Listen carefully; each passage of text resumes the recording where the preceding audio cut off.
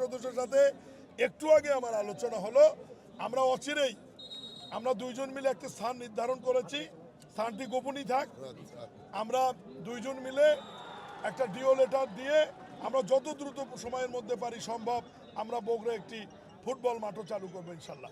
আর বগুড়ার অন্যান্য বিষয়গুলো তো আপনাদের নলেজে আছে। মাননীয় প্রধানমন্ত্রী ঘোষণা দিয়েছেন রেলপথ, যেটি আগামী জুন মাসের মাঝামাঝি সময়ে মাননীয় প্রধানমন্ত্রী ভিত্তিপ্রস্তর স্থাপন করবেন।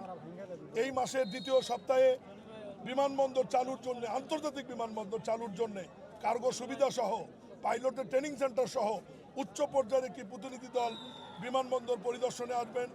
বগুড়ার বিশ্ববিদ্যালয়কে বহুমাত্রিক ধারায় একটি রূপান্তরিত করবার জন্য মাননীয় প্রধানমন্ত্রীর নির্দেশনা অনুযায়ী আইন সংশোধন করা হয়েছে। ওই কমিটিতে আমি ছিলাম এবং আইনটি সংসদে পাশ হওয়ার জন্য প্রস্তুতি চলছে। আমি শুধু এইটুকু উল্লেখ করতে পারি যে এই বিশ্ববিদ্যালয়ের সাথে আপনার প্রকৌশল অনুষদ থাকবে, কৃষি অনুষদ থাকবে এবং চিকিৎসক অনুষদ সহ দেশি বিদেশি বিভিন্ন সাবজেক্ট সংযুক্ত থাকবে, যাতে আলাদা বিশ্ববিদ্যালয়ের বগুড়ার কোনো প্রয়োজন না হয়।